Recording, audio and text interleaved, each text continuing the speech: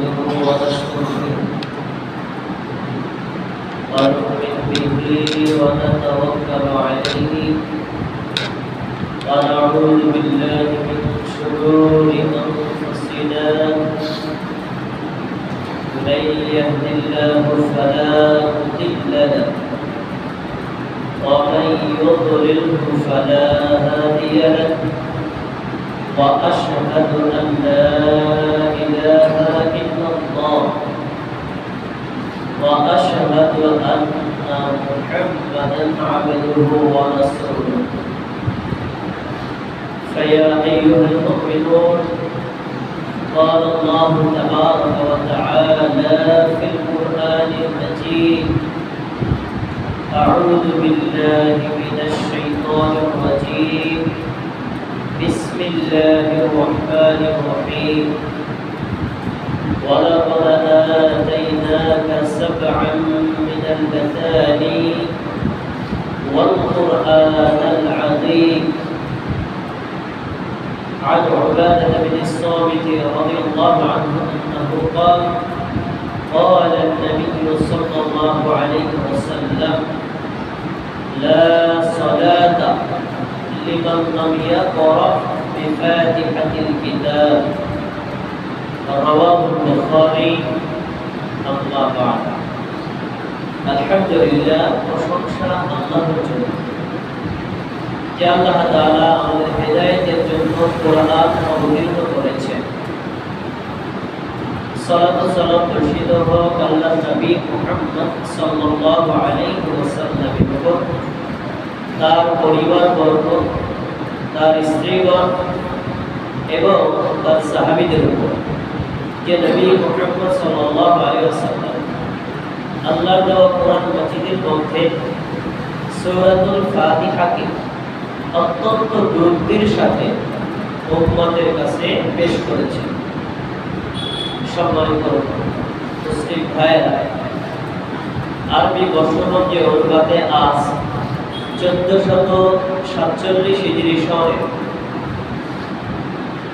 জুমাদাল আখির মাসের 7 তারিখ, সে অনুযায়ী আজ জুমাদাল আখির মাসের প্রথম জুমা। আজকের এই জুমায় আপনাদের উদ্দেশ্যে আমার খুতবার বিষয় সূরাতুল ফাতিহা এর ফজিলত এবং গুরুত্ব। সম্মানিত ভাইরা, আমরা সবাই জানি আল্লাহ তাবারাকা ওয়া তাআলা জিবরাইল আলাইহিস সালাতু ওয়াস সালামের মাধ্যমে মুহাম্মদ সাল্লাল্লাহু আলাইহি ওয়াসাল্লামের 23 বছরের নবুয়তি জীবন কোরআন মাজিদ অবতীর্ণ করেছেন। এই কোরআন মাজিদে মোট সূরা সংখ্যা 114টি। 114টি সূরা মানে কি? সূরা হলো অংশ, ভাগ বা পার্ট।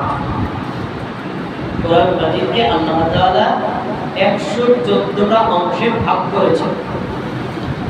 এক একটা অংশকে এক একটা নাম দিয়েছেন। এই 114টা সূরার মধ্যে প্রথম সূরার নাম হলো সূরাতুল ফাতিহা, দ্বিতীয় সূরার নাম সূরাতুল বাকারা, শেষ সূরার নাম সূরাতুল নাস।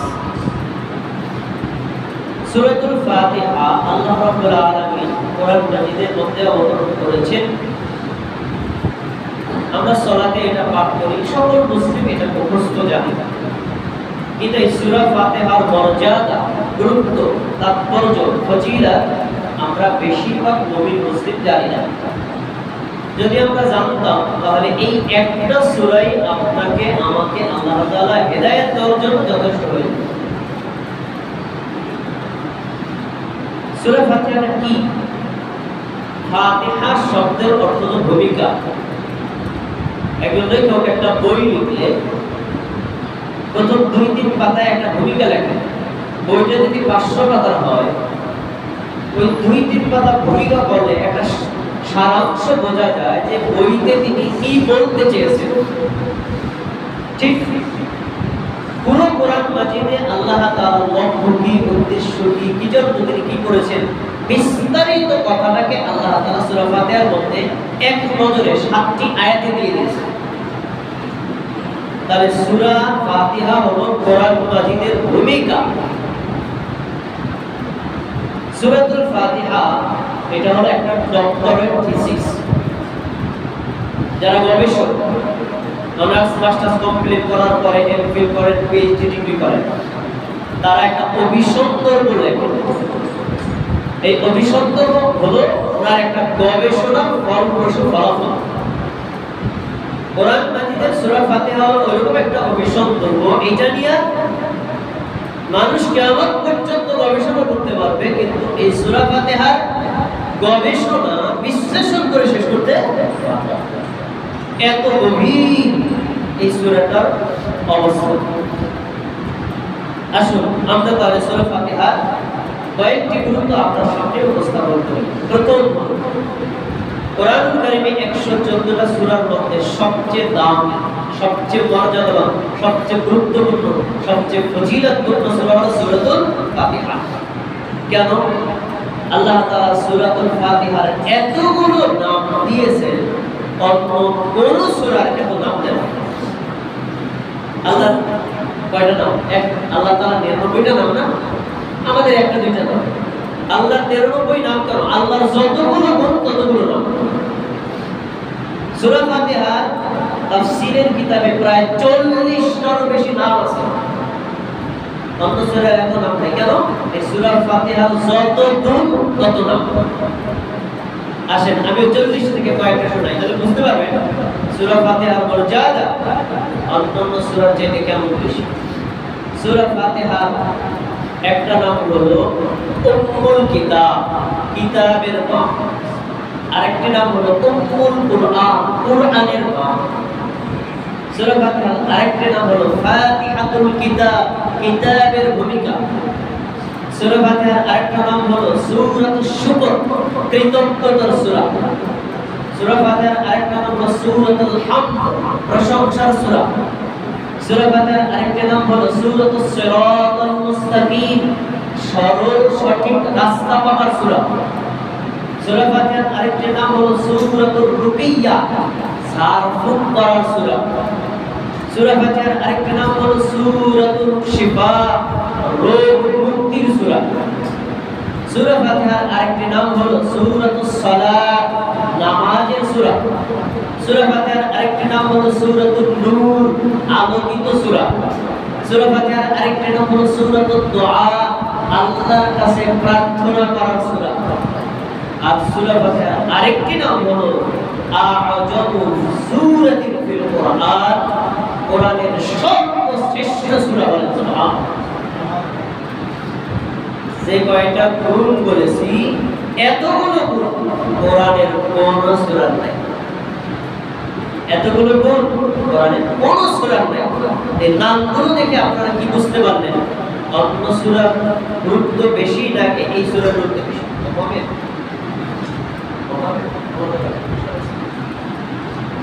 তাহলে স্পষ্ট বোঝা গেল অন্যান্য সূরার চাইতে এই সূরার গুরুত্ব কম না বেশি? দুই নম্বর, সূরা ফাতিহা এমন একটা সূরা আল্লাহ রাব্বুল আলামিন এই সূরার বৈশিষ্ট্য, এই সূরার ফজিলত অন্য সূরায় উল্লেখ করেছেন। যে কোরআনের অন্য সূরাগুলোর ক্ষেত্রে এরকম কোনো গুণ নেই। এক সূরার ফজিলত আরেক সূরায় পাবেন না, কিন্তু সূরা ফাতিহায় পাবেন। কোথায়? সূরাতুল হিজর 87 নম্বর আয়াত। এখানে আল্লাহ তাআলা বলেন ওয়ালাকাদ আতাইনাকা সাবআম মিনাল মাথানি ওয়াল কুরআনাল আযীম। আমি অবশ্যই তোমাকে বারবার পঠিত 7টি আয়াত দিয়েছি। সূরা ফাতিহায় মোট আয়াত কয়টা? কয়টা? এই যেখানে আল্লাহ বললেন আমি অবশ্যই তোমাকে বারবার পঠিত 7টি আয়াত দিয়েছি, মানে সূরা ফাতিহা দিয়েছি। ওয়াল কুরআনাল আযীম, আর আমি তোমাকে কোরআন দিয়েছি। আচ্ছা, এবার আপনাদের কাছে প্রশ্ন, সূরা ফাতিহা কি কোরআনের অংশ না বাইরের অংশ? অংশ। তা আল্লাহ শুধু এতটুকু বললেই হতো ওয়ালাকাদ আতাইনা কুরআনাল আযীম, আমি তোমাকে মহান কোরআন দিলাম, তা তো সূরা ফাতিহাও আসতো। কিন্তু দেখেন আল্লাহ কি করছেন, কোরআনের কথা আলাদা উল্লেখ করেছেন, আবার আলাদা 7টি আয়াতের কথা উল্লেখ করেছেন।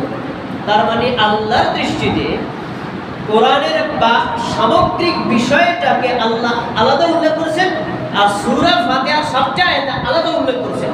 তাহলে বোঝা যায় আল্লাহর কাছে এই 7টি আয়াত মানে সূরা ফাতিহার গুরুত্ব কম না বেশি?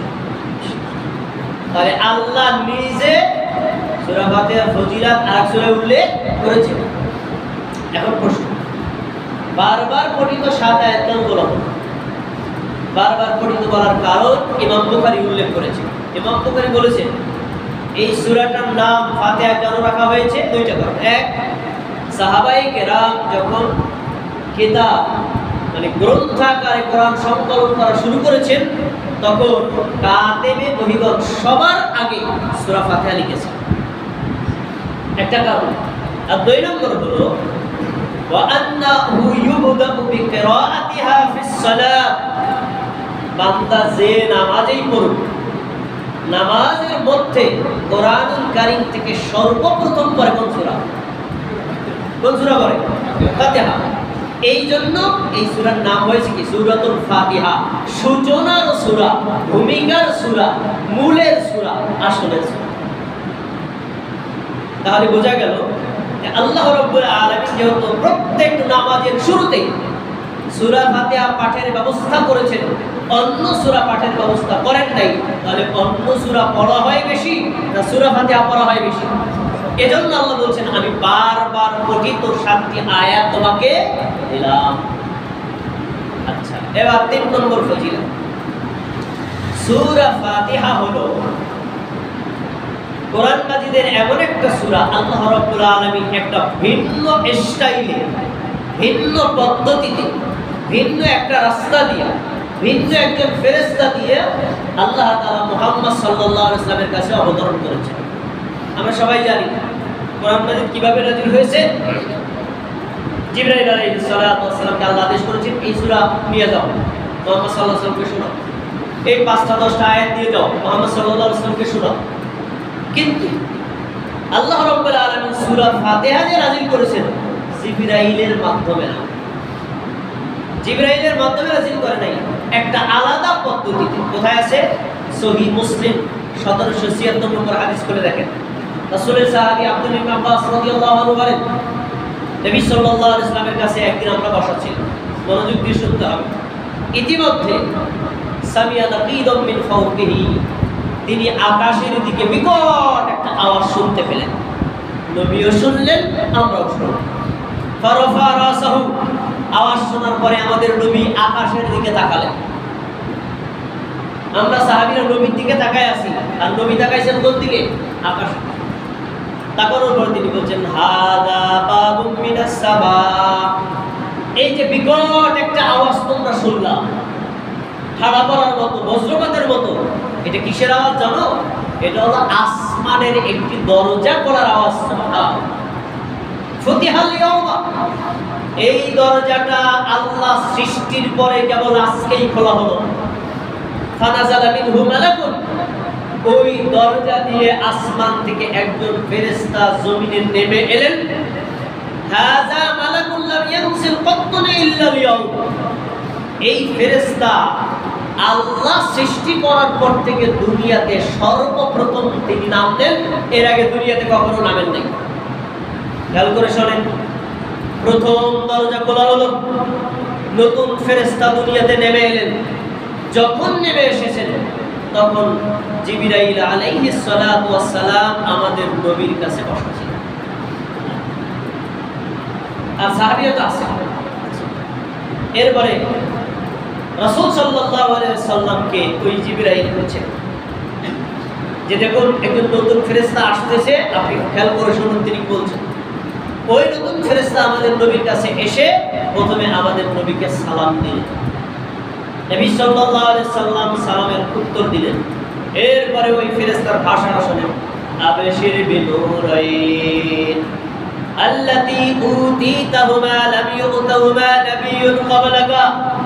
মুহাম্মদ সাল্লাল্লাহু আলাইহি ওয়াসাল্লাম, আপনি আল্লাহর পক্ষ থেকে 2টা সুসংবাদ গ্রহণ করেন। এই 2টা সুসংবাদ হলো নূরের সুসংবাদ, যেই নূর কেবল আপনাকেই দেওয়া হলো, আপনার আগে কোনো নবীকেও দেওয়া হয় নাই, আপনার আগে কোনো উম্মতকেও দেওয়া হয় নাই। এরপরে তিনি বললেন এই নূর দুইটা কি শোনেন, ফাতিহাতুল কিতাব সূরাতুল ফাতিহা ওয়া খাওয়াতিম সূরাতুল বাকারা, সূরাতুল বাকারার শেষ দুইটা আয়াত, লাম তাকরা বিহারফিন মিনহুমা ইল্লা উতিয়া। সূরা ফাতিহা যে ব্যক্তি পড়বে এই পড়ার মধ্যে আল্লাহর কাছে যা চাইবে, সূরা বাকারার শেষ দুটি আয়াত যে বান্দা পড়বে পড়ার মধ্যে বান্দা আল্লাহর কাছে যা চাইবে আল্লাহ তাকে তাই দিয়া দিবে। সুবহানাল্লাহ। সহিহ মুসলিমের হাদিস বললাম। পুরো হাদিসটা থেকে কি বোঝা গেল? বলেন তো সূরা ফাতিহা নিয়ে আসছেন কে? জিবরাইল। কে আসছেন? নতুন এক ফেরেশতা, নতুন এক দরজা দিয়া। আর আসলেন কার কাছে? আমাদের নবীর কাছে। এসে বললেন আপনার কাছে দুইটা নূরের সুসংবাদ দেওয়া হলো। তার মানে সূরা ফাতিহা হলো নূর, সূরা ফাতিহা হলো আলো যা মানুষকে অন্ধকারে হেদায়েতের রাস্তা দেখায়। এবার সূরাতুল ফাতিহা আরেকটি বৈশিষ্ট্য আছে। সূরা ফাতিহা হলো এমন একটা সূরা, হাদিসে বলা হয়েছে আ'জামু সূরাতিন ফিল কুরআন, কোরআনের মধ্যে সবচেয়ে মহান সূরা, এর চাইতে মহান সূরা নাই। হাদিসটা কি? সহিহ বুখারী ৫০৬ নম্বর হাদিস। আবু সাঈদ ইবনে মুআল্লা রাদিয়াল্লাহু আনহু বলেন, আমি সালাতে ছিলাম, এর মধ্যে নবী আমাকে ডাকলেন, আবু সাঈদ। নবীর ডাক আমার কানে আসছে, আমি শুনছি। চিন্তা করলাম নামাজটা পড়ে নবীর ডাকে সাড়া দিই। নামাজ শেষ করে নবীর কাছে আসলাম। আমাদের নবী আমাকে বললেন, মা মানাকা আন তাতিয়ানি ক্বাবলা আন তাখরুজা। আবু সাঈদ, দেরি হলো আসতে, আমি তো তোমাকে আগেই ডাকলাম। তখন আমি বললাম, আল্লাহ রাসূল ইন্নী কুনতু উসাল্লি, আমি নামাজে ছিলাম। আমি চিন্তা করলাম নামাজটা শেষ করে আপনার কাছে আসি। এবার আপনাদের কাছে একটা প্রশ্ন আমি করব, উত্তর দিবেন।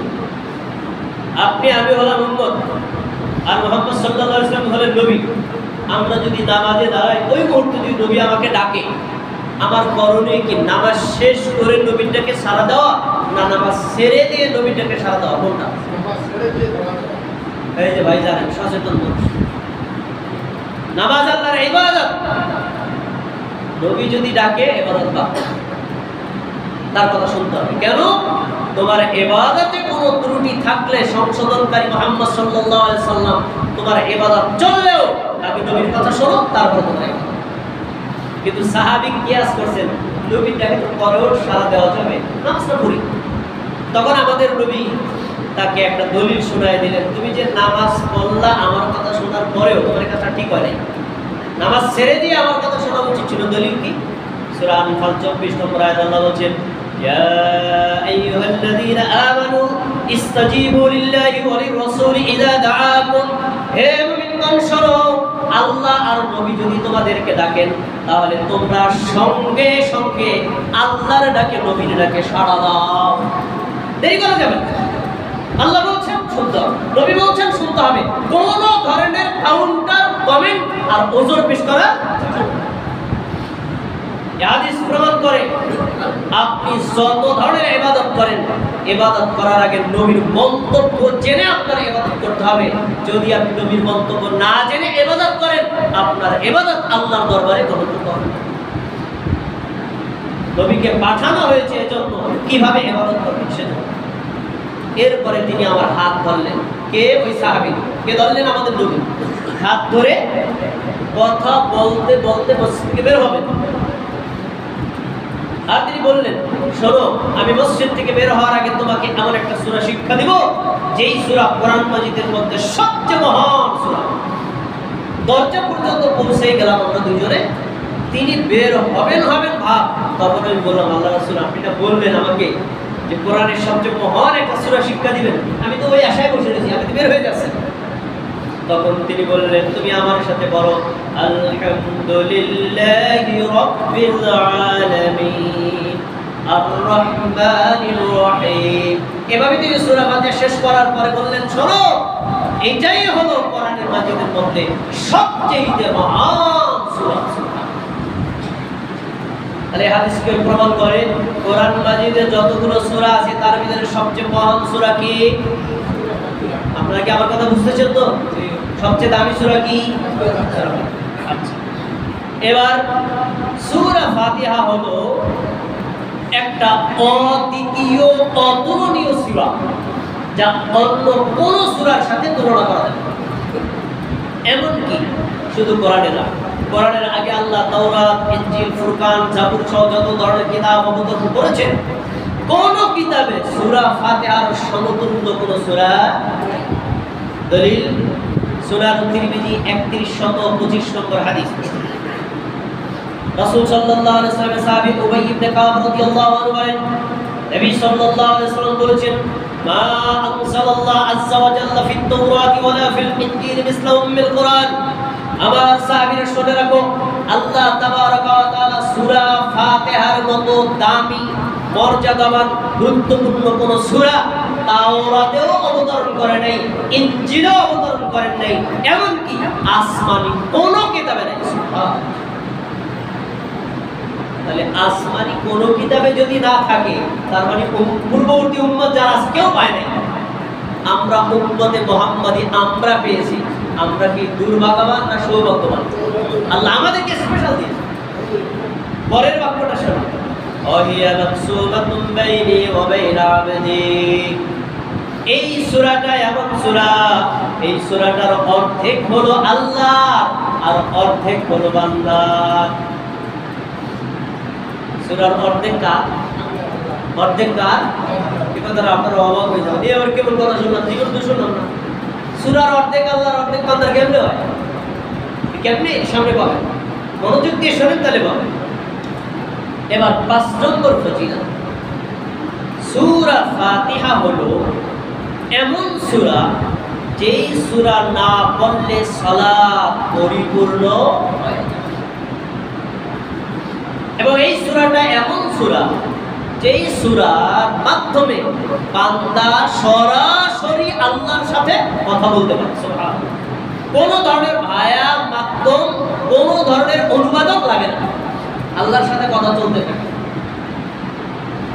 সূরা ফাতিহার ফজিলত বোঝার জন্য এখন যেই হাদিসটা বলবো, এই হাদিসটাই যথেষ্ট। আল্লাহ মনোযোগ দিয়ে শুনতে হবে, কারণ এই হাদিস থেকে আমাদের এমন কিছু শিক্ষণীয় কথা বের হবে যা আমাদের সমাজের অনেকে আমরা বুঝিও না, জানিও না, পালনও করি। কোথায় রয়েছে হাদিসটি? সহিহ মুসলিম হাদিস নাম্বার 764, ইসলামিক ফাউন্ডেশনের অনুবাদ সে অনুযায়ী বললাম। সহিহ বুখারী বাদ দিয়ে মুসলিম, তিরমিজি, আবু দাউদ, নাসাঈ, সুনানে বাইহাকী, সুনানে দারাকুতনি, সুনানে দারমি সহ পৃথিবীতে যত হাদিসের কিতাব আছে, সব হাদিসের কিতাবে হাদিসটা আছে। আর সকল মুহাদ্দিস একমত এই হাদিসটা শুদ্ধ, এতে কোনো সন্দেহ নেই। চলুন হাদিসটা। عن أبي هريرة رضي الله تعالى عنه أنه قال আবু হুরায়রা রাদিয়াল্লাহু আনহু বলেন, قال رسول الله صلى الله عليه وسلم, আল্লাহ রাসূল সাল্লাল্লাহু আলাইহি ওয়াসাল্লাম বলেছেন, মান সাল্লা সালাতান, যেই ব্যক্তি নামাজ পড়লো, লাম ইয়াকরা ফিহা মিন উম্মিল কুরআন, নামাজের মধ্যে সূরা ফাতিহা পড়লো না, ফাহিয়া কিদাজুন ফাহিয়া কিদাজুন ফাহিয়া কিদাজুন, ওই নামাজটা অপূর্ণাঙ্গ, ওই নামাজটা অপূর্ণাঙ্গ, ওই নামাজটা অপূর্ণাঙ্গ। এই অপূর্ণাঙ্গ শব্দটা নবী কয়বার বললেন? তাহলে হাদিসের এই অংশ থেকে কি বোঝা গেল? নামাজ যদি কেউ পড়ে, নামাজের মধ্যে সূরা ফাতিহা না পড়ে, নামাজ কি পূর্ণ হবে না অপূর্ণ হবে? অপূর্ণ। নামাজ কমপ্লিট না, নামাজ সম্পূর্ণ না, নামাজ পূর্ণাঙ্গ হবে না। আচ্ছা, এই হাদিস কে বলেছেন? রাসূলের সাহাবী আবু হুরায়রা। তাদেরকে বলছেন, উপস্থিত সাহাবীও আছেন, উপস্থিত তাবিঈও আছেন। যখন বলছেন তখন আমাদের নবী জীবিত না, তিনি মারা গেছেন। খেয়াল করে শোনেন। তো যখন এই হাদিসটা আবু হুরায়রা সাহাবী এবং তাবিঈদেরকে বললেন, তখন তাবিঈদের মধ্যে একজন আবু হুরায়রাকে জিজ্ঞেস করছে, আপনি যে নবীর পক্ষ থেকে বললেন যে ব্যক্তি নামাজ পড়ে, নামাজের মধ্যে সূরা ফাতিহা পড়ে না, তার নামাজ পূর্ণ হয় না। কিন্তু শোনেন, যে ব্যক্তি ইমাম, সে যদি সূরা ফাতিহা না পড়ে নামাজ পূর্ণ হবে না। যে ব্যক্তি একা একা নামাজ পড়ে সে যদি সূরা ফাতিহা না পড়ে সেটা নামাজ পূর্ণ হবে না, এটা আমরা আগে থেকেও জানি। কিন্তু যে লোকটা মুক্তাদি হিসেবে নামাজ পড়ে তার হুকুম কি? আবু হুরায়রাকে জিজ্ঞেস করছে, ইন্না নাকুনু ওয়ারাআল ইমাম। আবু হুরায়রা, আমরা তো অনেক সময় ইমামের পেছনে থাকি। আপনারা বলেন তো, ইমামের পেছনে যিনি থাকেন তাকে কি বলা হয়? সবাই বলেন কি বলা হয়? মুক্তাদি। তা জিজ্ঞেস করছে, আপনি যে বললেন সূরা ফাতিহা না পড়লে নামাজ পূর্ণ হয় না, মুক্তাদির নামাজও কি পূর্ণ হবে না? প্রশ্ন করছে। আর আবু হুরায়রার উত্তর, আবু হুরায়রা কে? নবীর সাহাবী। তিনি বলছেন, ইকরা বিহা ফি নাফসিকা, তুমি যদি ইমামের পিছনে মুক্তাদি হয়েও নামাজ পড়ো, তুমি মনে মনে সূরা ফাতিহাটা পড়ো।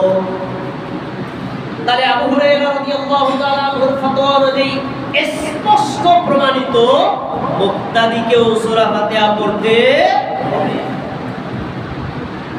একেবারে এই হাদিসের উপর কোনো তাল কিন্তু নাই, একবারে স্পষ্ট হাদিস, মুক্তাদিকেও সূরা ফাতিহা পড়তে হবে।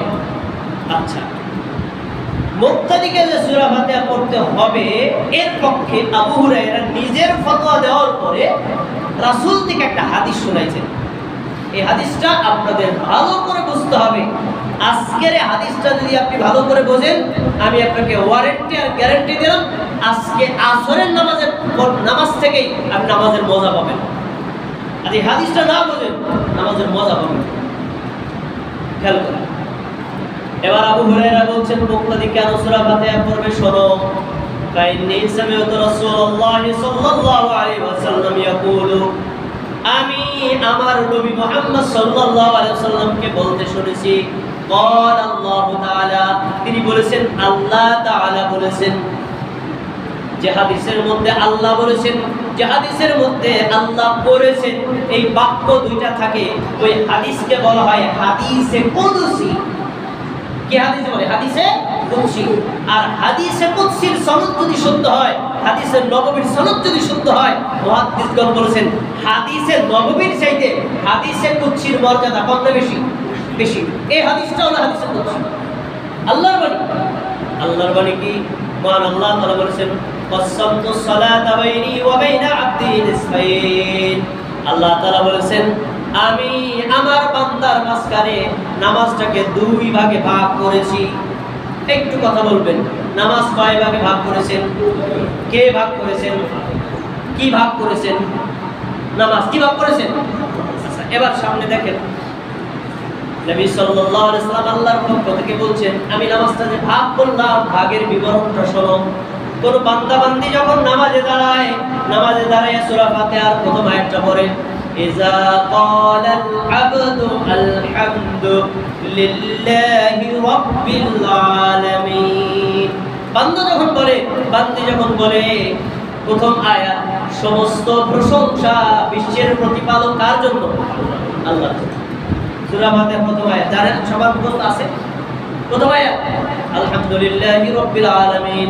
আপনি যখন এটা পড়বেন, তখন আল্লাহ তাআলা আপনার উপরে এত খুশি হবেন, এত খুশি হবেন, তাৎক্ষণিকভাবে আল্লাহ তাআলা বলবেন, হামিদানি আবেদি, আমার বান্দা আমার প্রশংসা করেছে। সুবহানাল্লাহ। ভালো করে শুনবেন, সূরা ফাতিহার প্রথম আয়াত বলল বান্দা, জবাব দিলেন কে? কি বলে জবাব দিয়েছেন? আমার বান্দা আমার প্রশংসা করছে। এই যে আমার শব্দটা, এটা কি আল্লাহর মুহাব্বত বুঝায় না শত্রু বুঝায়? ভালো বুঝায় না? এই যে আমার সাথে তোমার ভাইরা এসেছেন, আমি আসার পরে যদি জিজ্ঞেস করেন, ভাই আপনার সাথে কে আসছে? বললাম ভাইরা। আর যদি ভাই কে আসছে? ভাই আমার ভাইরা। বলেন তো কোনটা বেশি মুহাব্বত বুঝায়? আমার ভাইরা। তো সূরা ফাতিহার প্রথম আয়াত যে বান্দা বান্দি পড়ে, আল্লাহ বলেন আমার বান্দা আমার প্রশংসা করেছে, ওই বান্দার উপর আল্লাহ খুশি না বেজার? আপনি যখন পড়েন, আল্লাহ আপনার উপরে এত খুশি হন, আমার বান্দা আমার প্রশংসা করেছে। সুবহানাল্লাহ। আল্লাহ আপনাকে নিজের বানায় নিলেন। প্রথম আয়াত গেল। দ্বিতীয় আয়াত বান্দা যখন বলে আর রহমানির রহিম, আল্লাহ বলেন পরম করুণাময়, অসীম দয়ালু। তখন আল্লাহ তাআলা বলেন আসনা আলাইয়া আবদি, আমার বান্দা আমার গুণগান করেছে। সুবহানাল্লাহ। এই আয়াতের জবাব আল্লাহ দিয়েছে না দেয়নি? একই ভাষা, আমার বান্দা আমার গুণগান করছে। 3 নম্বর আয়াত যখন আপনি পড়বেন, আর রহমানির রহিম মালিকি ইয়াউমিদ্দিন, মালিকি ইয়াউমিদ্দিন যখন বলবেন, তার অর্থ হলো আল্লাহ হলেন বিচার দিবসের মালিক। আল্লাহ তাআলা এই আয়াত শোনার পরে বলেন, মাজ্জাদানি আবেদি, আমার বান্দা আমার মর্যাদা ঘোষণা করেছে। সুবহানাল্লাহ। আল্লাহ কি বান্দার উপর খুশি না বেজার? এই যে আয়াতগুলো পড়তেছে, আল্লাহকে খুশি না বেজার? কয় আয়াত গেল? সূরা ফাতিহা মোট আয়াত কয়টা? আচ্ছা, এবার পরে 4 নম্বর আয়াত, বান্দা যখন বলে ইয়্যাকা না'বুদু ওয়া ইয়্যাকা নাস্তাঈন, আমরা একমাত্র আপনার ইবাদত করি আর একমাত্র আপনার কাছেই সাহায্য চাই। এই আয়াত যখন আপনি পড়বেন, আমি পড়ব, তখন আল্লাহ কি বলেন, হাযা বাইনি ওয়া বাইনা আবদি, আয়াতের অর্ধেক হলো আমার, অর্ধেক আমার বান্দার। সুবহানাল্লাহ। ইয়্যাকা না'বুদু, আমরা একমাত্র আপনার ইবাদত করি। এই আপনার মানে কে? আল্লাহ। এটা হলো আল্লাহ। ওয়া ইয়্যাকা নাস্তাঈন, আমরা একমাত্র আপনার কাছেই সাহায্য চাই। সাহায্য কি আল্লাহর জন্য চাই না আমাদের জন্য? এই অংশটুকু আমরা। তাহলে সূরা ফাতিহার 3.5 আয়াত গেল কার প্রসঙ্গে? কথা বলেন, আল্লাহ, আল্লাহর প্রসঙ্গে। আর পরের আয়াতগুলো বান্দা প্রসঙ্গে শুরু হয়েছে। এরপর যখন আপনি পড়বেন ইহদিনাস সিরাতাল মুস্তাকিম, আল্লাহ আপনি আমাকে সরল সঠিক রাস্তা দেখান। সিরাতাল লাযিনা আনআমতা আলাইহিম, তাদের রাস্তা দেখান যাদেরকে আপনি নিয়ামত দিয়েছেন। নবীগণ, সিদ্দিকগণ, শহীদগণ, সালেহগণ, তাদের রাস্তায় আমাদেরকে চালান। গায়রিল মাগদুবি আলাইহিম ওয়ালাদ-দাল্লিন, ইহুদিদের রাস্তায় আমাদেরকে চালাবেন না, খ্রিস্টানদের রাস্তায় আমাদেরকে চালাবেন না, যাদের উপর আপনি রাগ করে আছেন, যারা পথভ্রষ্ট, তাদের রাস্তায় আপনি চালাবেন না। এই দাল্লিন বলে যখন থামে, তখন আল্লাহর বক্তব্যটা মনোযোগ দিয়ে শুনতে হবে। আল্লাহ বলেন, হাযা লিআবদি, এই অংশগুলো আমার বান্দার।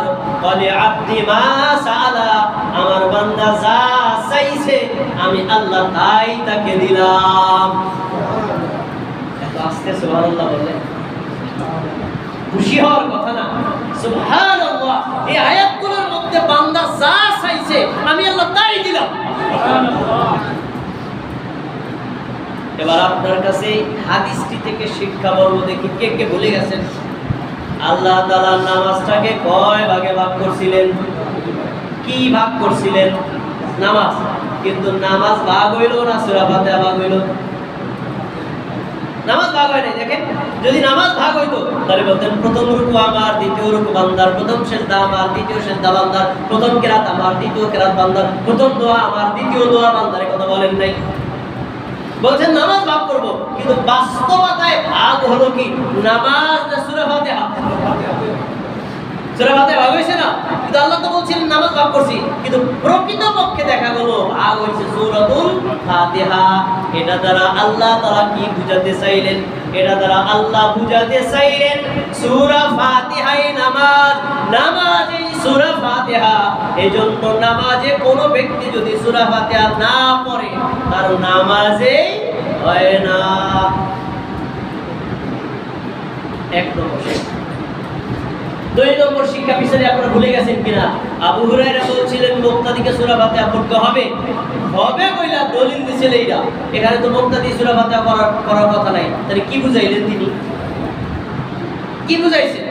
এটা এইজন্য বুঝাইছেন, শোনো, ইমাম যখন আল্লাহু আকবার বলে হাত পেতে বলে আলহামদুলিল্লাহি রাব্বিল আলামিন, আল্লাহ ইমাম সাহেবকে বলেন আমার বান্দা আমার প্রশংসা করেছে। আপনি যখন একা একা ঘরে নামাজ পড়েন, যখন আপনি পড়েন আলহামদুলিল্লাহি রাব্বিল আলামিন, আল্লাহ আপনাকে বলেন আমার বান্দা আমার প্রশংসা করেছে।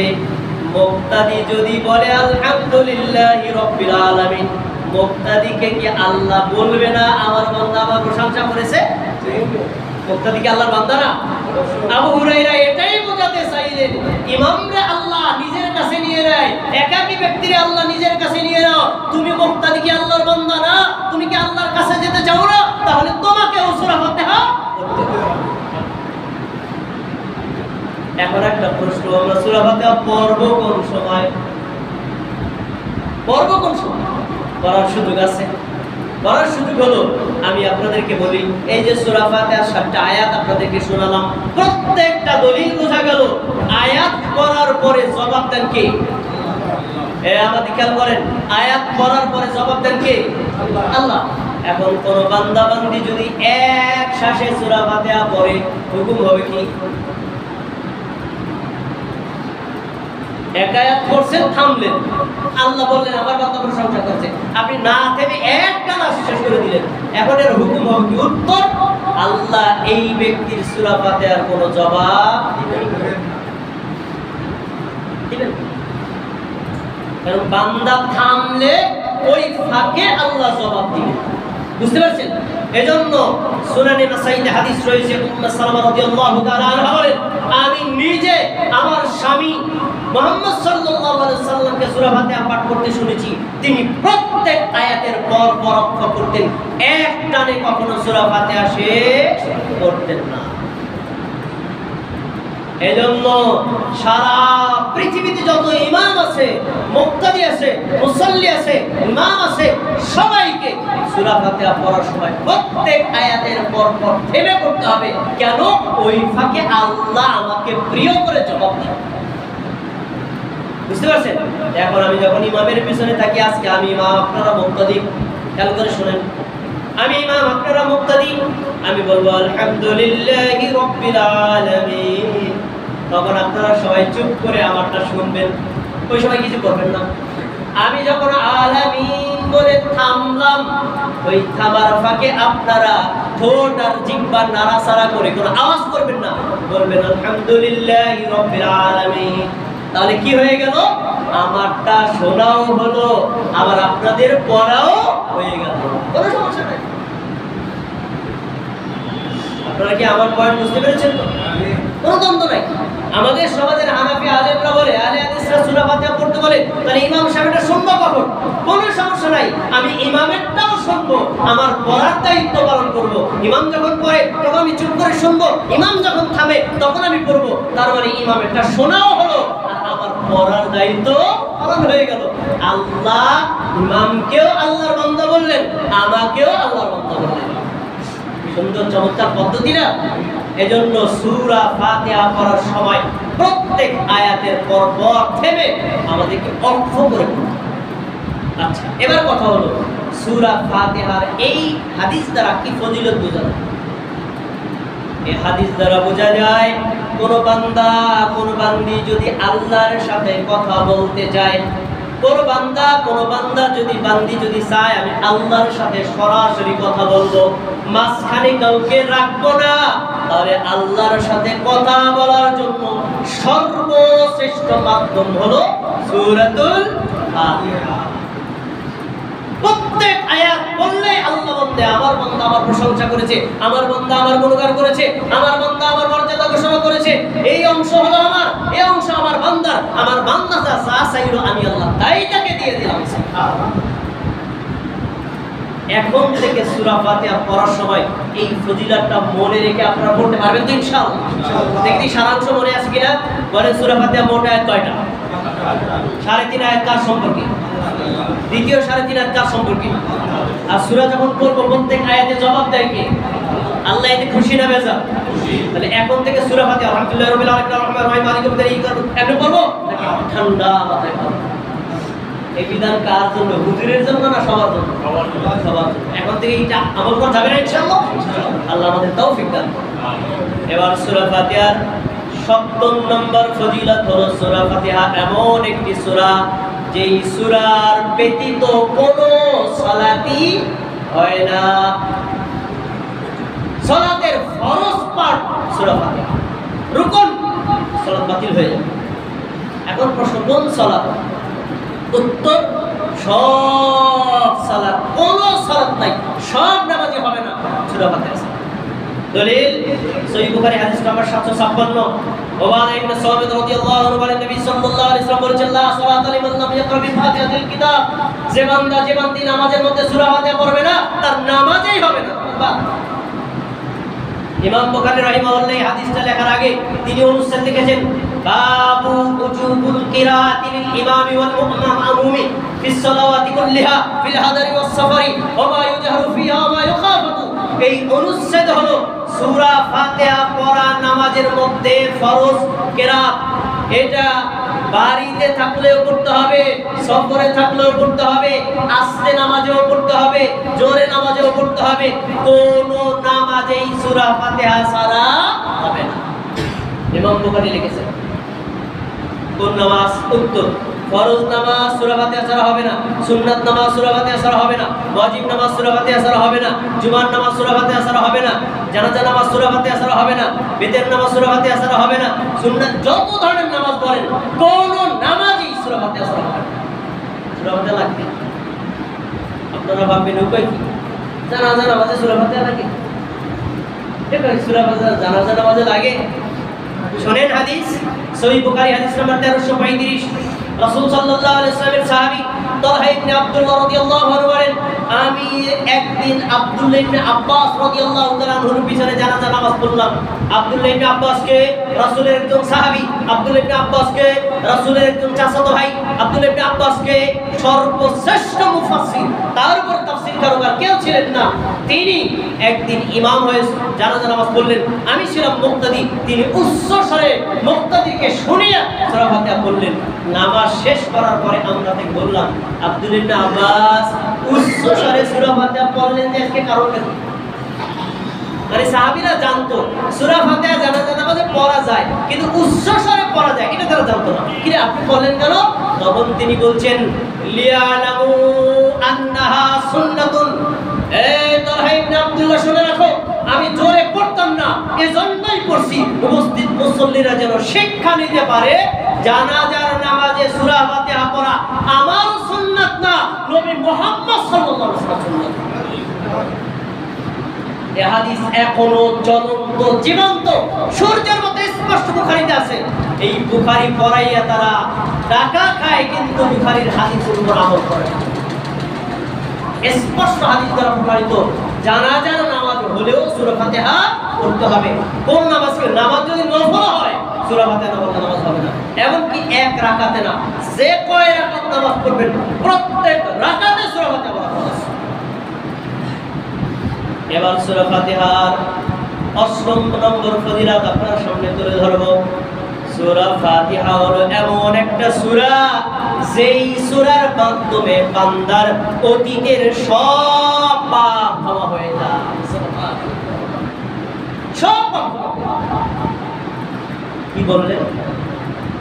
সব পাপ ক্ষমা হয়ে যায়। হ্যাঁ, হাদিস সহিহ বুখারী হাদিস নাম্বার ৭৮০ বলেন, রাসূল সাল্লাল্লাহু আলাইহি ওয়াসাল্লামের সাহাবী আবু হুরায়রা রাদিয়াল্লাহু তাআলা আনহু বলেন, ইজা আমানাল ইমাম ফাআমিনু।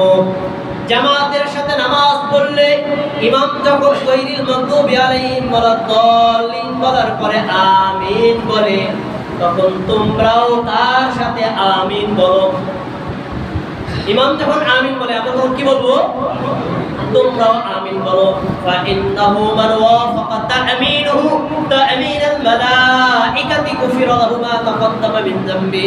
যে আল্লাহর বান্দা ইমামের পিছনে জামাতের সাথে নামাজ পড়লো, ইমাম যখন আমিন বলে তখন আসমানের ফেরেশতারাও আমিন বলে।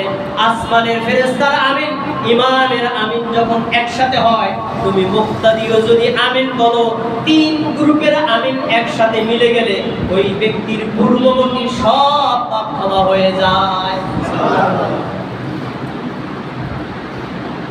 এখন আপনি সূরা ফাতিহা না পড়িয়া কি শুধু আমিন বলবেন, না সূরা ফাতিহা পড়িয়া আমিন বলবেন? তাই স্পষ্ট প্রমাণিত হলো, ইমাম যখন জোরে আমিন বলে, মুক্তাদিরও জোরে আমিন বলবে, ওই সময় আসমানের ফেরেশতারাও জোরে আমিন বলে। তিন গ্রুপের আমিন যদি মিলে যায়, পিছনের পাপ ক্ষমা করে দিবেন কে? তাহলে পিছনের পাপ ক্ষমা হওয়ার জন্য মাধ্যমটা কি? সূরাতুল ফাতিহা। এটা বড় কষ্টের বিষয়। আজকে যদি আস্তে আমিন বলে হবে, সুন্নাত অনুযায়ী হলো না, হবে। জোরে আমিন বললে সুন্নাত অনুযায়ী হবে। এখন আমরা কেউ যদি জোরে আমিন বলি, তার বিরুদ্ধে যুদ্ধ শুরু করি, কেন? সে কেটে গালি দিছে না, আপনি আস্তে আমিন বলবেন, সে জোরে আমিন বললে কোনো সমস্যা তো নাই, সে তো একটা দোয়াই করেছে। এক্ষেত্রে আপনার আমার কোনো ধরনের হিংসা বিদ্বেষ করা যা উচিত না। যে যার মতো আমিন বলবে। হাদিসে যেহেতু নবী সাল্লাল্লাহু আলাইহি ওয়াসাল্লাম নিজেই জোরে আমিন বলেছেন, সাহাবীদেরকে পড়ার প্রশিক্ষণ দিয়েছেন, অনুমোদন দিয়েছেন, আপনি না বললেও কেউ বললে তখন আপনি তাকে বাধা দিতে। সবশেষ সূরা ফাতিহার সবশেষ গুণটা বলে আমার কথা শেষ করব। মনোযোগ দিয়ে শুনতে হবে। সূরা ফাতিহা হলো কোরআন মাজিদের 114টা সূরার মধ্যে সবচেয়ে সহজ সূরা। এই সূরার চাইতে সহজ আর কোন সূরা আছে? নাই। সবচেয়ে সহজ সূরা এটা, এর চাইতে সহজ কোন সূরা নাই। এমনকি আপনার আশেপাশে যারা হিন্দুরাও আছে না, তারাও এই সূরা মুখস্থ করে, তারাও পারে। কেন পারে? সহজ, আল্লাহ সহজ করেছে। আচ্ছা, এবার হাদিস শুনেন। নবী সাল্লাল্লাহু আলাইহি সাল্লাম একদিন মসজিদের মধ্যে ঢুকলেন। সবাই আমার দিক তাকিয়ে কথা শুনতে হবে, শেষ হাদিস। মসজিদের মধ্যে ঢুকলেন, নবী ঢোকার পরে আরেকজন সাহাবীও মসজিদের মধ্যে ঢুকলেন। ফাসাল্লা রাকাতাইনি, মসজিদে ঢোকার পরে ওই সাহাবী 2 রাকাত সালাত আদায় করলেন। মসজিদে ঢোকার পরে বসে যেতে হবে না 2 রাকাত নামাজ পড়তে হবে? আমাদের সমাজের মানুষগুলো যাইয়া বসে পড়ে, হাদিস বিরোধী আমল। নবী সাল্লাল্লাহু আলাইহি ওয়াসাল্লাম বলেছেন, যখন তোমরা মসজিদে আসো বসার আগে 2 রাকাত নামাজ পড়ো। আর আমরা বলি ভাই বসেন পরে নামাজ পড়েন, একেবারে হাদিসের বিরোধী। সাহাবী মসজিদে ঢুকলেন, 2 রাকাত নামাজ পড়লেন। নামাজ পড়ে আমাদের নবীকে সালাম দিলেন। নবী সাল্লাল্লাহু আলাইহি ওয়াসাল্লাম সালামের জবাব দিয়ে বলছেন, ইরজি ফাসাল্লি ফাইন্নাকা লাম তুসাল্লি, ফিরে যাও, তুমি আবার নামাজ পড়ো, তুমি নামাজ পড়ো নাই। আমার বাক্যটা আপনাদের মনে রাখতে হবে, আমি আবার বলছি, ফিরে যাও, আবার নামাজ পড়ো, তুমি নামাজ পড়ো নাই। নিঃসন্দেহে আপনারা বলেন, তুমি নামাজ পড়ো না। কি বলছেন নবী? তুমি নামাজ পড়ো।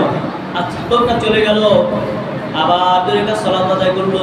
সালাত আদায় করে নবীকে সালাম দিল। নবী সালামের জবাব দিয়ে বলছেন, ফিরে যাও, আবার নামাজ পড়ো, তুমি নামাজ পড়ো নাই। কয়বার বললেন? লোকটা আবার ফিরে গেল, আবার গিয়ে 2 রাকাত নামাজ পড়লো। নামাজ পড়ে নবীর কাছে এসে সালাম দিল। নবী সালামের জবাব দিয়ে বলছেন, ফিরে যাও, তুমি নামাজ পড়ো নাই, আবার নামাজ পড়ো। কয়বার বললেন? এই যুবক ভাইরা, কয়বার বলছেন? 3বার। এখন শোনেন, নবী নিজের 2টা চোখ দিয়ে দেখলেন সাহাবী নামাজ পড়তেছে, আর নবী বলে তুমি নামাজ পড়োই নাই। নবী কি মিথ্যা কথা বলছেন? নবী কি মিথ্যা কথা বলছেন? তাহলে তিনি তো নিজের চোখ দিয়ে দেখলেন নামাজ পড়ো, তিনি কেন বললেন নামাজ পড়ো?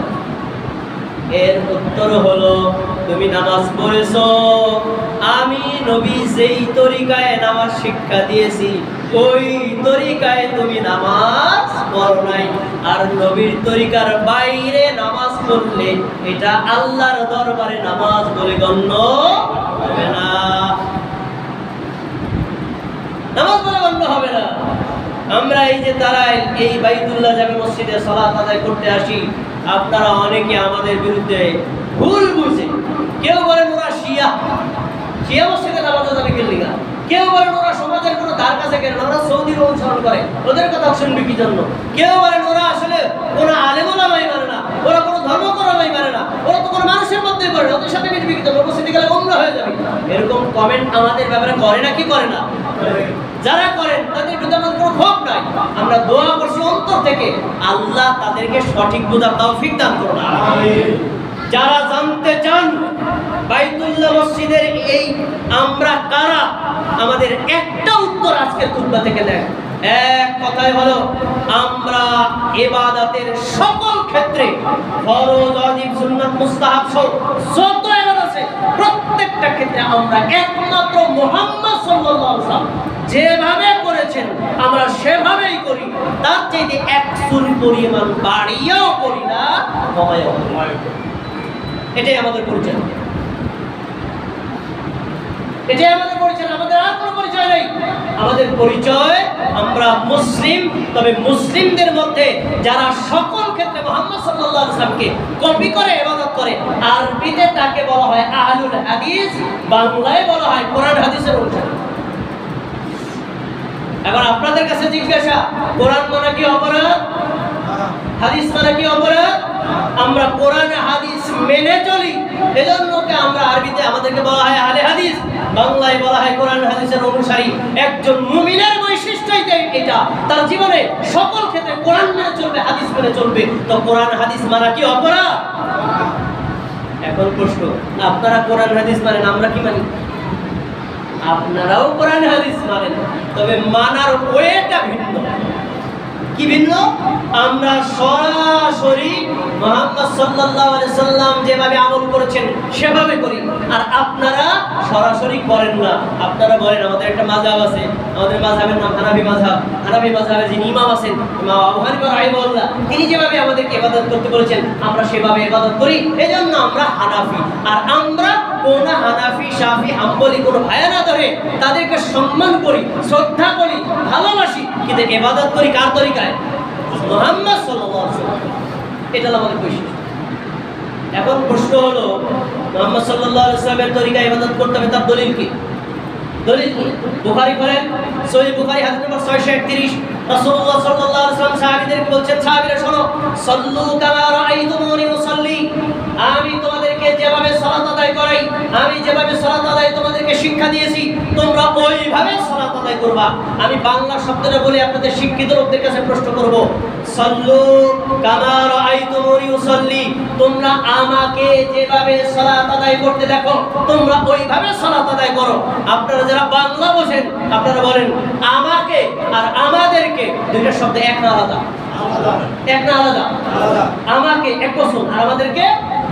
নবী কিন্তু এই কথা বলেন নাই আমাদেরকে যেভাবে নামাজ পড়তে দেখো ওইভাবে পড়ো না, কি বলছেন? আমাকে।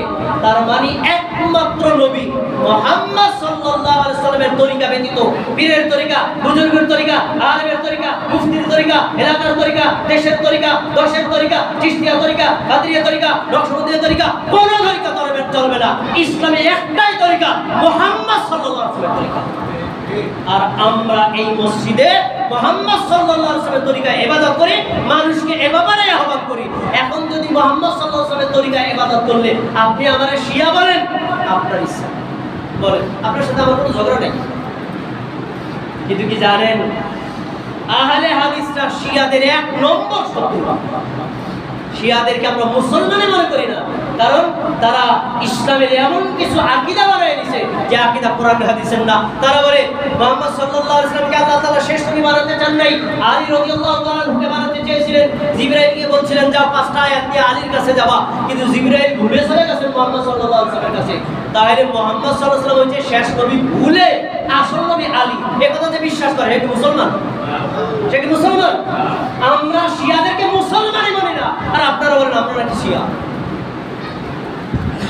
ভুল ধারণা, এই ভুল ধারণা থেকে বেরিয়ে আসতে হবে। প্রিয় ভাইরা, আবারও জোর দিয়ে বলছি, আমরা মুসলমানদেরকে বলি মুহাম্মদ সাল্লাল্লাহু আলাইহি ওয়াসাল্লামের তরিকায় ইবাদত করতে হবে। নারী করবে মুহাম্মদ সাল্লাল্লাহু আলাইহি ওয়াসাল্লামের মতো, পুরুষ করবে মুহাম্মদ সাল্লাল্লাহু আলাইহি ওয়াসাল্লামের মতো, আলেম করবে মুহাম্মদ সাল্লাল্লাহু আলাইহি ওয়াসাল্লামের মতো, সাধারণ মানুষ করবে মুহাম্মদ সাল্লাল্লাহু আলাইহি ওয়াসাল্লামের মতো, যুবক করবে মুহাম্মদ সাল্লাল্লাহু আলাইহি ওয়াসাল্লামের মতো, যুবতী করবে মুহাম্মদ সাল্লাল্লাহু আলাইহি ওয়াসাল্লামের মতো, একজন নাপিত করবে মুহাম্মদ সাল্লাল্লাহু আলাইহি ওয়াসাল্লামের মতো, রাষ্ট্রপতি প্রধানমন্ত্রী করবে মুহাম্মদ সাল্লাল্লাহু আলাইহি ওয়াসাল্লামের মতো। এটাই ইসলাম। ইসলামী শরীয়তে মুহাম্মদ সাল্লাল্লাহু আলাইহি ওয়াসাল্লামের তরিকার বাইরে অন্য কোন তরিকা গ্রহণযোগ্য না। এখন মুহাম্মদ সাল্লাল্লাহু আলাইহি ওয়াসাল্লামের তরিকায় আমল করা কি দোষ? এই দোষে যদি ভাই আপনি আমারে মারেন, পাই খাইতে রাজি আছি। এই দোষে যদি আপনি মসজিদ তালা মারেন, আমরা তালা মারতেও রাজি আছি। মুহাম্মদ সাল্লাল্লাহু আলাইহি ওয়াসাল্লাম কি তার অনুসরণ করা কি দোষ? এটা গুণ। প্রত্যেক মুমিনের উচিত সকল ক্ষেত্রে মুহাম্মদ সাল্লাল্লাহু আলাইহি ওয়াসাল্লামের তরিকা মেনে চলা। আসুন আমি এবার মুহাম্মদ সাল্লাল্লাহু আলাইহি ওয়াসাল্লাম কিভাবে সালাত শিক্ষা দিতেন আমি এক নজরে বলে আমার খুতবাটা শেষ করব। শেষ কথাটা সবাই মনোযোগ দিয়ে শুনবেন। সাহাবীরা যখন বললেন তুমি নামাজই পড়ো নাই, 3 বার বলার পরে ওই সাহাবী বিনয়ের সাথে বললেন ওয়াল্লাযী বাতাকা বিল হক মা উরসিলু গায়রাহু, ওই আল্লাহর কসম করে বলছি যে আল্লাহ আপনাকে নবী বানায়া পাঠাইছেন, সত্য নবী আপনি, আমি এর চাইতে সুন্দর করে নামাজ পড়তে পারি না। আমি এর চাইতে ভালো করে নামাজ পড়তে পারি না। ফাআল্লিমনি, আল্লাহর নবী আপনি আমাকে নামাজটা শিখাইয়া দিন। সুবহানাল্লাহ। কে কাকে নামাজ শিক্ষা দিবে? মুহাম্মদ সাল্লাল্লাহু আলাইহি ওয়াসাল্লাম। কাকে শিক্ষা দিবে? ওই সাহাবীকে শিক্ষা দিবে। আর মুহাম্মদ সাল্লাল্লাহু আলাইহি ওয়াসাল্লাম যা শিক্ষা দিতেন ওইটা কি আমাদের জানা দরকার আছে না নাই? যুবক ভাইরা কথা বলেন, মুহাম্মদ সাল্লাল্লাহু আলাইহি ওয়াসাল্লাম যেভাবে নামাজ শিক্ষা দিতেন ওটা কি আমাদের জানা দরকার আছে না নাই? আসেন তাহলে এবার একটু তিনি কি কি শিক্ষা দিতেন আমি এক নজরে বলে খুতবা শেষ করছি। তিনি বলতেন, ইদা কুমতা ইলাস সালাত, তুমি যখন নামাজে দাঁড়াবা, ফাকাব্বির, নামাজে দাঁড়ানোর পরে প্রথম শব্দ বলবা আল্লাহু আকবার। সবাই বলেন নামাজের প্রথম শব্দ কি? সবাই বলেন নামাজের প্রথম শব্দ কি? যায় নামাজের দোয়া কোথায় গেল? নাওয়াইতু আনসাল্লিয়া কোথায় গেল? নবী মনে হয় ভুলে গেছে। উত্তর, নবী কোন আমল কখনো ভুল করেন না। যায় নামাজের দোয়া আমরা বানাইছি, কোরআন হাদিসে নাই। নাওয়াইতু আনসাল্লিয়া আমরা বানাইছি, কোরআন হাদিসে নাই। বরং প্রথম শব্দ হবে আল্লাহু আকবার। আল্লাহু আকবারের আগে একটা শব্দ মুসলমানের মুখে বলা নবী তাকে শিক্ষা দিয়েছেন। প্রথমে কি বলবেন বলেন? আল্লাহ বললেন, সুম্মা ক্রা মা তায়াসসারা মা'আকা মিনাল কোরআন। কোরআনের সবচেয়ে সহজ যেটা সেটা তুমি বলো। কোরআনের সবচেয়ে সহজ সূরার নাম কি? সূরা ফাতিহা পড়ো আল্লাহ। তারপরে অন্য একটা সূরা বললেন সুম্মা ক্রা, তারপরে তুমি রুকু করো। মনোযোগ দিয়ে সবাই শুনেন, সুম্মা ক্রা, তারপরে তুমি রুকু করো। তাতমাইন্না রাকিয়ান, রুকু শুধু করলেই হবে না, প্রশান্ত চিত্ততা অবলম্বন করো। মানে আপনি আল্লাহু আকবার সুবহানাল্লাহ সামি আল্লাহু লিমান হামিদা পাল্লা দিয়ে নামাজ পড়তে বলা হয় না। আস্তে আল্লাহু আকবার, রুকুতে যাবেন, আবার আঙ্গুলের দিকে তাকায় দেখেন, এই যে আপনি দাঁড়িয়ে আছেন, আল্লাহু আকবার, এভাবে আপনি রুকুতে গেলেন। রুকুতে যাওয়ার পরে মাথা, মাজা, পিঠ সমান বরাবর হবে, আর হাত দুটি হাঁটুর উপর থাকবে।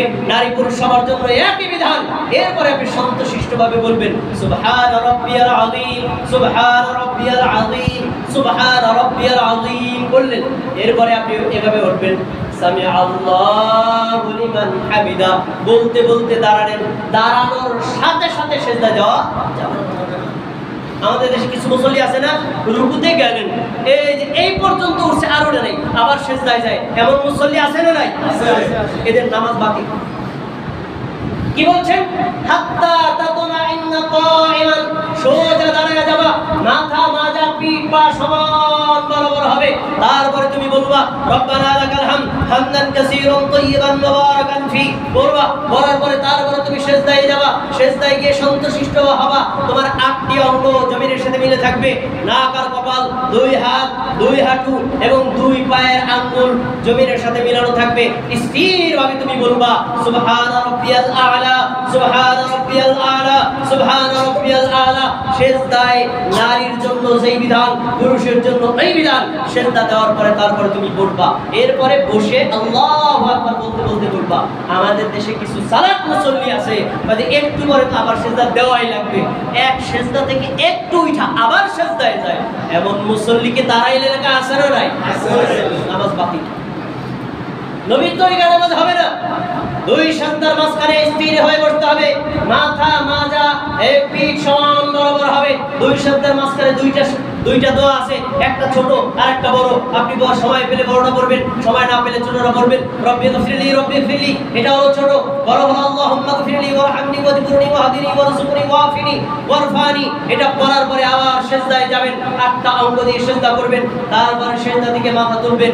এইভাবে প্রথম রাকাতের মতো দ্বিতীয় রাকাত, দ্বিতীয় রাকাতের মতো তৃতীয় রাকাত, তৃতীয় রাকাতের মতো চতুর্থ রাকাত, এইভাবে তুমি সালাত আদায় করবা। নবী তাকে বললেন ফাসাল্লি, বাকি সালাতগুলো তুমি এভাবেই আদায় করবা। বলেন সুবহানাল্লাহ। আপনাদের কাছে প্রশ্ন, নবী যে নামাজ শিক্ষা দিলেন, এই নামাজের তরিকাটা কি আহলে হাদিসের জন্য শিক্ষা দিবেন? হানাফির জন্য শিক্ষা দিবেন? পুরুষের জন্য শিক্ষা দিবেন? নারীর জন্য শিক্ষা দিবেন? বাংলাদেশের জন্য শিক্ষা দিবেন? এক কথায় মুহাম্মদ সাল্লাল্লাহু আলাইহি ওয়াসাল্লাম থেকে শুরু করে কিয়ামত পর্যন্ত যত মুমিন মুমিনাত বলবে লা ইলাহা ইল্লাল্লাহ মুহাম্মাদুর রাসূলুল্লাহ, নারী হোক আর পুরুষ হোক, প্রত্যেকের জন্য এই তরিকা নামাজ পড়া ফরজ।